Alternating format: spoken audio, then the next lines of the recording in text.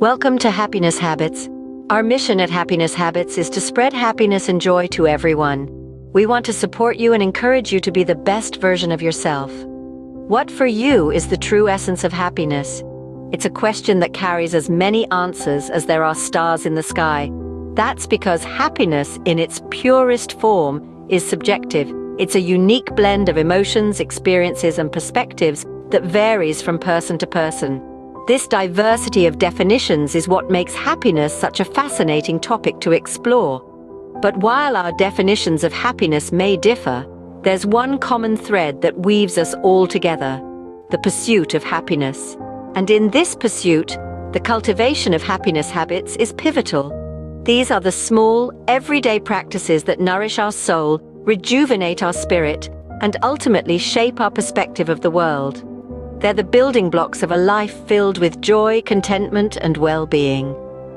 Now, you might be wondering, how do I cultivate these happiness habits? Stay tuned as we delve into this. Happiness habits are not elusive, they can be cultivated. Let's delve into what happiness habits really are. Picture them as small daily actions or mindsets that we consciously engage in. They're like little seeds we plant, water, and nurture in the garden of our lives. Over time, these seeds sprout and grow, contributing to a flourishing state of happiness. Think of happiness habits as your personal sunshine, a source of light that brightens even the cloudiest of days. They're not grand gestures or monumental events. Instead, they're the simple, often overlooked aspects of our day-to-day life. A warm cup of tea in the morning, a refreshing walk in the park, a heartfelt conversation with a loved one, a moment of quiet introspection. These are all happiness habits.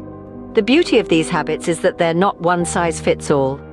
What brings joy to one person might not hold the same appeal for another. This makes the journey towards cultivating happiness habits a personal exploration, a roadmap drawn by your own heart. So why should we care about these habits? Well, their benefits are manifold. They serve as a buffer against stress, anxiety, and the general ups and downs of life. They foster a positive outlook and an inner resilience that helps us navigate through life's challenges. They contribute to our overall well-being and provide us with a sense of fulfillment and satisfaction. Moreover, happiness habits can lead to a ripple effect. When we're happy, we tend to spread that happiness around, positively impacting those around us. We become more empathetic, more patient, more kind. It's a win-win situation. We feel good, and we make others feel good too. Happiness habits are like a secret ingredient, a dash of spice that adds flavor to our life. They're a beacon of positivity, a guiding light that leads us towards a happier, more fulfilled existence. So now we know what happiness habits are, but how do we cultivate them? Cultivating happiness habits is a journey, not a destination. So how do we embark on this journey? Well, it's all about taking small, manageable steps consistently over time. Imagine happiness habits as seeds. To grow, they need the right conditions. They need sunlight, water, and fertile soil. In the same way, your happiness habits require consistent nurturing. Think of consistency as the sunlight, nourishing your happiness habits day by day. Each day that you practice your happiness habits, you're like the sun, shining light on your seeds, helping them to grow stronger. But consistency isn't the only key. Patience, too, is vital. You wouldn't plant a seed and expect it to sprout overnight, would you? Similarly, cultivating happiness habits is a gradual process. It's about understanding that change takes time. Patience is the water that nurtures your happiness habits. It soothes and nourishes, allowing your habits to slowly but surely take root. And then there's self-love. Self-love is the fertile soil in which your happiness habits grow. It's about acknowledging your worth and treating yourself with kindness. It's about embracing your flaws and celebrating your strengths. Self-love is the foundation upon which your happiness habits flourish. It's the fertile soil that provides the nutrients your seeds need to grow. Now remember, cultivating happiness habits isn't always a linear process. There will be days when it feels like your seeds aren't growing, days when you're not feeling particularly happy. That's okay. It's all part of the journey. On those days, remind yourself that it's okay to have off days. It's okay to be a work in progress. Finally, remember this: cultivating happiness habits isn't about achieving a state of constant happiness. It's about creating a life that's filled with more good days than bad. It's about learning to navigate the ups and downs with grace and resilience. Cultivating happiness habits is an ongoing process, but the rewards are worth it. Suppressed emotions can become a roadblock in your happiness journey. It's like carrying a heavy backpack while trying to climb a mountain. The weight slows you down, drains your energy, and leaves you feeling exhausted. But what if I told you that you could lighten that backpack? Would you be interested? Releasing suppressed emotions is an essential step in lightening that emotional load. These emotions, when not expressed, can fester and grow, leading to stress, anxiety, and even physical health problems. So, how can one release these pent-up emotions?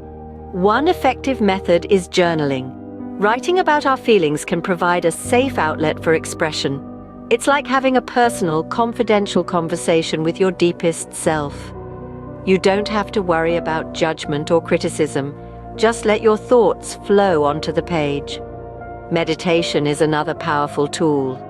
It encourages mindfulness and acceptance of our emotions.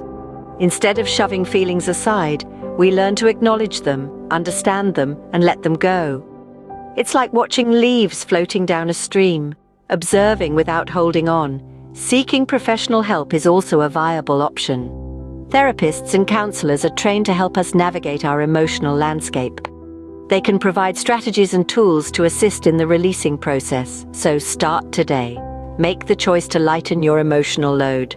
Embrace these techniques and free yourself from the burden of suppressed emotions. Remember, it's okay to feel, and it's okay to seek help. Hurt and past trauma can hold us back, but we have the power to let go. We've all been there, holding on to past hurts and traumas, allowing them to color our present and future.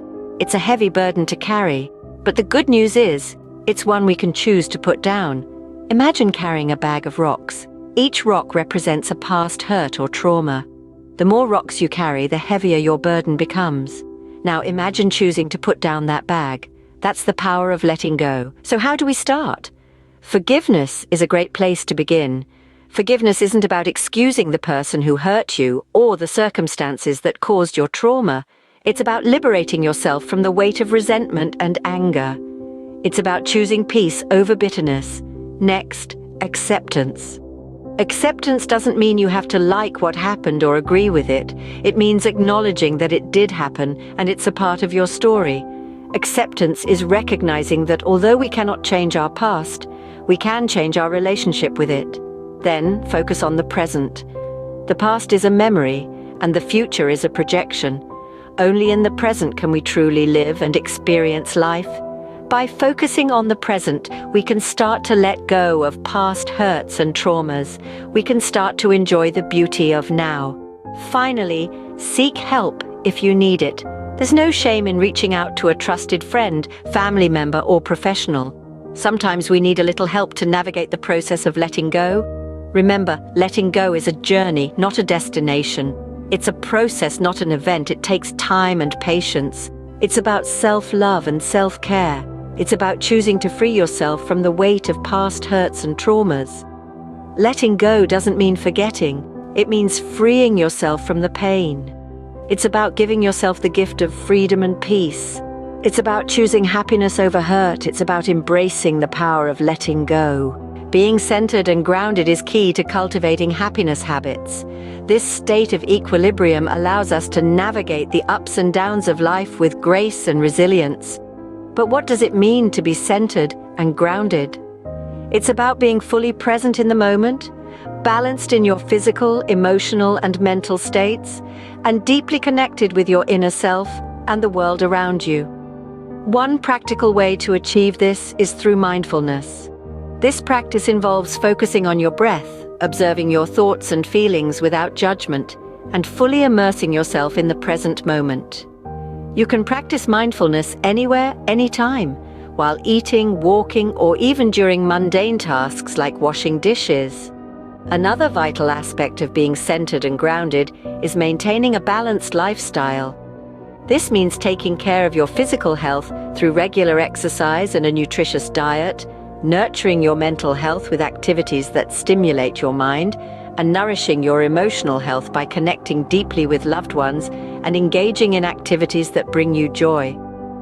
Finally, staying connected with nature can also help you become more centered and grounded.